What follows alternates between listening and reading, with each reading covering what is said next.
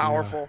He's so vicious. Like his one-punch power at 135 is like nobody else's in the division. Like the way he starches people is crazy. Yeah, exactly. He gets so much torque and power into his punches, and he's so fast that he covers ground and his uppercuts, they're just devastating. Yeah, for sure. I think I can stop him. I'm much quicker than him. He's much stronger, much bigger, but we just gotta wait and see until we get in there and touch the waters. Joe Rogan looked surprised when Gervonta "Tank" Davis showed up at the press event before his fight with Jake Paul.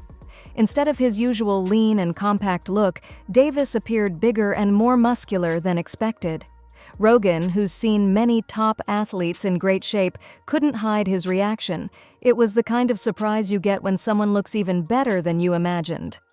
Giant Gervonta fan. I Yeah. think that guy is so unusual. Yeah. His style so unusual, and his patience. The Leo Santa Cruz fight was really something for me because Leo Santa Cruz is a technician, Mexican style, and the fight was very close before Tank stopped him. But he has that power that can end it. He finds these openings and he sees them, but he doesn't go after them right away. He waits for the right time. He's so patient. Like when you watch the early rounds of his fights, he probably has the lowest punch count in the early rounds. But he also knows he's got that nuclear option that if he can crack you, most likely he's going to take you out. He's got massive confidence in that. During the face-off, Gervonta Davis seemed to purposely hide his size.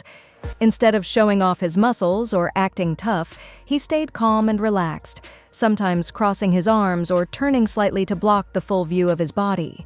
It looked like he didn't want too much attention on how much bigger he's gotten, but even with his careful posture, the change in his physique was hard to miss.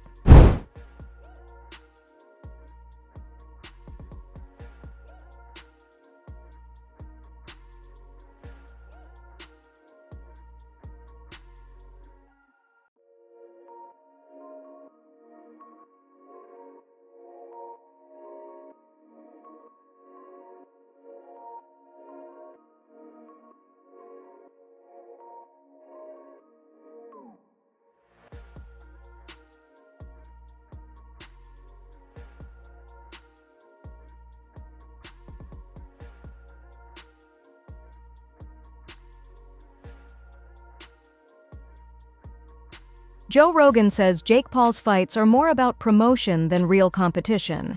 He explains that these matchups are designed to attract casual fans and create buzz by being unusual. Rogan believes all the betting talk and media attention are more about making headlines than true boxing value. He also thinks Jake uses boxing mainly to stay in the spotlight, even if the fights don't really make sense. That was Jake Paul promoting it. You know, it's just doesn't bother me. There's compromising the sport, and that's like bad. It's just like if I bet on it, it watching bothers the it is fuck hard. out. Watching it with people who are so in on it, and then also man, the sports betting apps, they introduced like chat apps in them in Australia, so it's like they're trying to take the place of social media companies where you go together and you meet your friends. Like betting should be exciting enough without having a weird. They're just trying to draw you in. thing. They're just trying to make money, right? So they're trying to draw you in any way they can. Yeah. Gervonta Davis is a lightweight champion who normally fights at 135 pounds, while Jake Paul has competed closer to the cruiserweight limit. For this fight, they agreed on a catch weight of 195 pounds, which surprised many fans and was only finalized after some back-and-forth discussions. Yelling so much about him fighting someone, fight somebody your size. His next opponent is by far the most credentialed guy ever fought actively in his prime. There's one problem. He fights at 135 pounds. He fights at 135 pounds. Because of the size difference, this exhibition fight will have special rules. Both fighters will wear 12-ounce gloves, which are heavier than the ones Gervonta Davis usually uses in his weight class. The Jake Paul versus Tank fight is getting really weird. Gervonta looks scared for his life because the rules are out. They're crazy. Oh, so everyone thought that the fight was at 190. Instead it's at 195, and this weight difference is scaring the life out of little Tank. Over 10 3-minute rounds. I said it was 190. The next dispute comes with the gloves. Little Tank is used to fighting in 8-ounce gloves. Baby glove. This fight will be in 12. Hands might be too small. Also, Tank just fought in a 12 3-minute round fight against Roach. Yes, and now he's fighting in 10 3-minute rounds, which isn't too bad. Well done, Jake. Exhibition though, can he win? Yes, he can actually win. It will be overlooked by 3 sanctioned judges.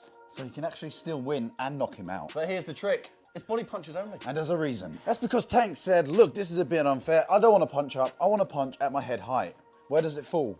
At Jake Paul's belly. Oof. So apparently we've heard there's no knockdown rules, but aside from that, it's a pretty well-rounded fight. Oh yeah, and there's some drug testing involved. But Jake Paul for the win.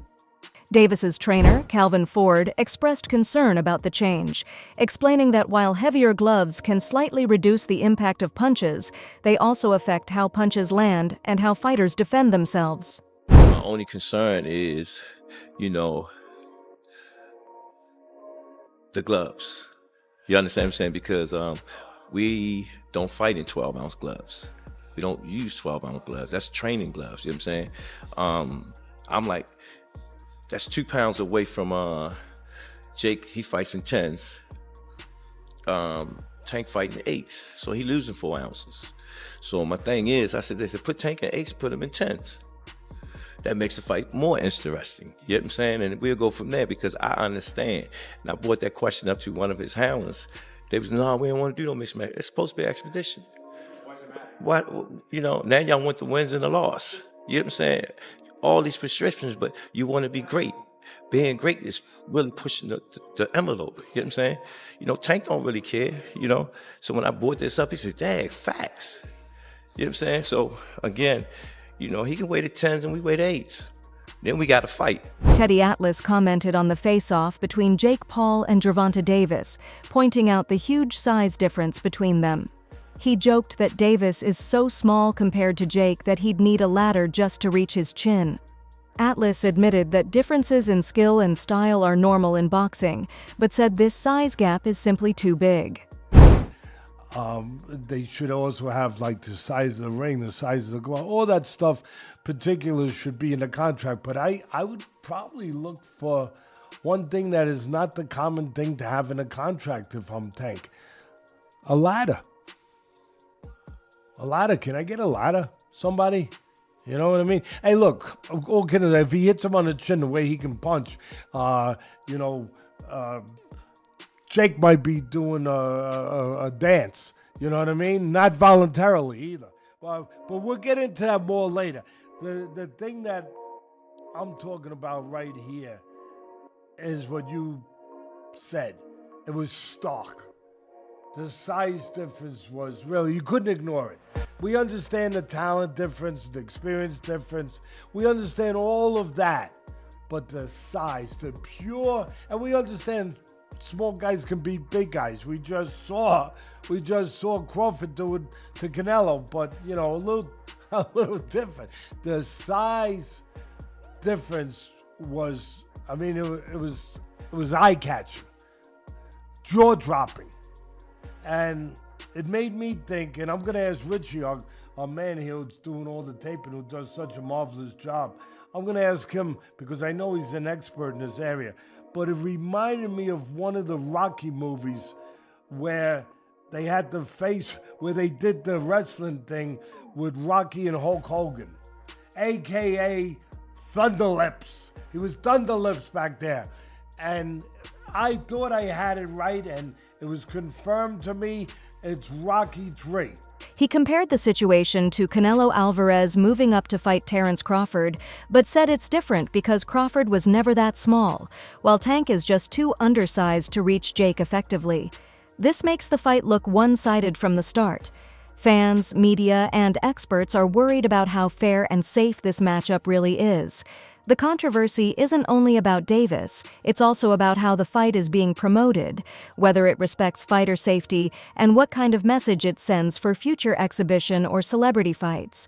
Joe Rogan also noted that this is very unusual for boxing.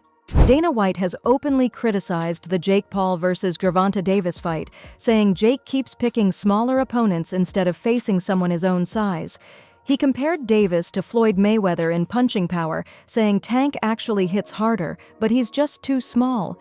White added that Jake could easily use his size advantage to overpower Davis and bluntly said, "You guys need to fight people your own size." Jake is one of the most interesting fighters to watch because he's so different. His style is so different. You know, he's so economical. Like, he puts pressure on guys without throwing too many punches, and then starts to figure holes out, and the way he can explode and move in with one shot, my God. Yeah, he's very explosive. He's very explosive, and man, he be cracking them dudes. People. Hey, he be putting them to sleep.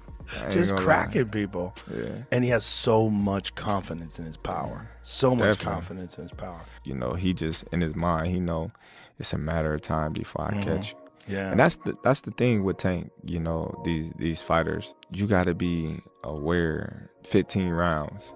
I know you're going 12, but you got to think you're going 3 more, because one slip, one mistake, and it's over. Yeah. You know, so hats off to Tank. You know, he's a great, talented fighter. But again, he haven't faced the top elite fighters in his division.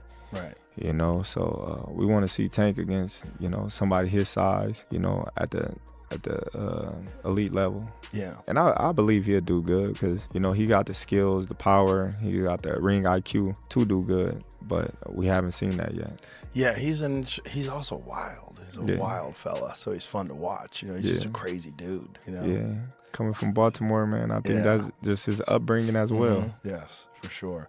He's just so unique in his approach. Like, you know, he doesn't fight like anybody else. Yeah. Joe Rogan has always shown respect for Gervonta Davis, praising his skill and rise in boxing. After Davis knocked out Rolando Romero, Rogan called him a rising superstar who combines power and style to create exciting moments. He also praised Davis after the Ryan Garcia fight, saying his presence in the ring is scary because he's calm but always dangerous. Even when Davis starts slow, the threat of his power is constant. That Ryan Garcia one, where Gervonta Davis caught him with that left hook to the body. People were saying that he quit. No. He never been hit in the liver. Oscar De La Hoya quit the same way with Bernard Hopkins. With the same thing. Same body shot. Same left hook body to the shot. body. And he tried to come, and he tried to take a step out that corner, and not the front of his foot even moved. He just went down. He's like, man, this is it. And if you get kicked to the body. Oh, my God. Oh, my God. A kick to the body is so goddamn devastating, especially a spinning back kick. You could literally pick someone up in the air. It's like they get hit by a car. Any kick. Yeah. To that.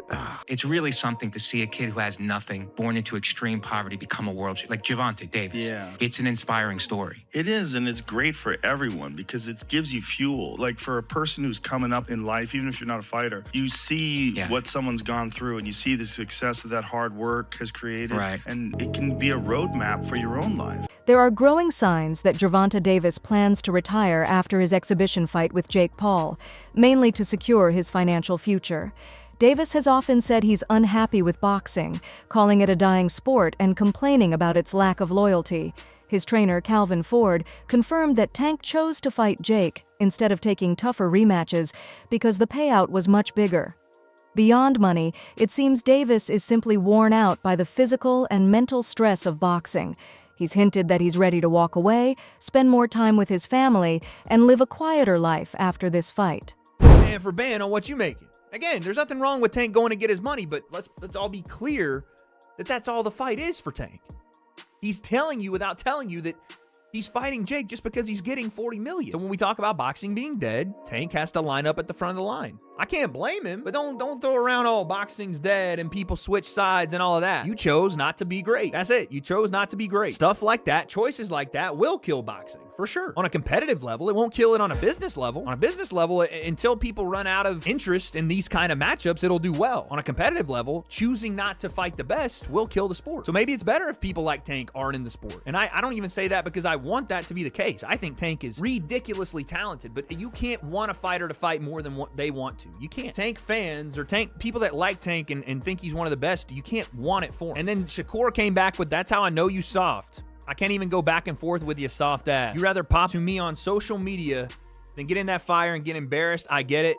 Peace and blessings upon you, cuz. He says, the people got your chest out so bad. You talking like you a killer, forgetting that you the one that runs, bitch. I'll be bring the fight to you. This dude, a made-up character. Quote, blessings upon you. Clown-ass dude, wanna be Kevin Gates. Oh my goodness. I mean, here's the thing though. You can't say that stuff about Shakur if you're not willing to fight him. This is the point I think that we're going to come to today, is that Tank can say all this stuff he wants, but if you're not willing to fight Shakur, then none of it means anything anymore. Even if you believe that Tank is going to knock him out, even if you believe that Shakur's a runner, or that he's not in the trenches, or he's not a boxer that's willing to bring the fight or whatever, none of it matters. You're talking from the sideline because you won't fight him. Actor and martial artist Michael J. White shared his thoughts on the Jake Paul versus Gervonta Davis debate, saying that no matter how Jake performs or how much hype he creates, he can never be seen as a real boxing champion. White explained that exhibition or crossover fights are not the same as official championship bouts approved by major boxing organizations. His comments reflect what many boxing fans and professionals believe, that Jake's fights are more about entertainment than true championship-level boxing, adding to the doubts about the fight's legitimacy. Commentator Showbiz said that even though this fight is unusual, people's curiosity will still make it a major event. Gervonta Davis's talk about possibly retiring has made fans question if the fight will really happen. His ongoing social media clash with Shakur Stevenson, where both have traded harsh words and doubted each other's skills, has added more tension. All this drama makes the situation even more unpredictable, mixing real competition with entertainment. Do we think the fight is ridiculous between you and Jake Paul? Yes. Are we going to watch it? Yeah. Do we like it? Maybe. Maybe. And let me tell you why it's maybe, why it's not no, why it's not yes. It's maybe because many of us, we just don't believe it. We just don't believe the fight is real. We know it's an exhibition, but we just don't believe that you two are going to try to take each other's heads off. Other than that, it's kind of interesting. You have a 5'5" lightweight versus a heavyweight Jake Paul, who's really not a boxer with an amateur background and all that shit, but he's been knocking people out. It's kind of interesting if we know y'all were trying to knock each other's head off. Many analysts believe that in his recent fights, Gervonta Davis is more focused on making money than building his legacy or fighting the best in the sport. They see his matchup with Jake Paul as proof of that. Davis now seems motivated by the size of the paycheck rather than the challenge itself. Promoters would need to offer him massive payouts, similar to what fighters like Canelo Alvarez and Terence Crawford earn, to convince him to face top opponents like Shakur Stevenson or Lamont Roach. At this stage, it appears that money matters more to Davis than fame or sporting achievement. Look at how Tank started acting after he made $40 million with Ryan. When he make another $40+ million with Jake, he's gonna go make $40 million fighting Jake Paul, and then he's gonna come back and fight Lamont Roach for what? He's gonna come back and fight Shakur Stevenson for what? He's not gonna fight none of those guys. No, the only way he fight any of them guys, Turkey gonna have to hit him with the Crawford money. Cause that's the thing. You do this for a reason, bro. Like, I get it. You want him to be competitive, but his goal is money. He made 40 with Ryan plus everything in between. Now he get this 40, 50 million plus. He don't even gotta fight no more. So now if you want him to fight Shakur, give me that Canelo money, man. Tank Davis reacted angrily to fans who accused him of avoiding top fighters like Shakur Stevenson.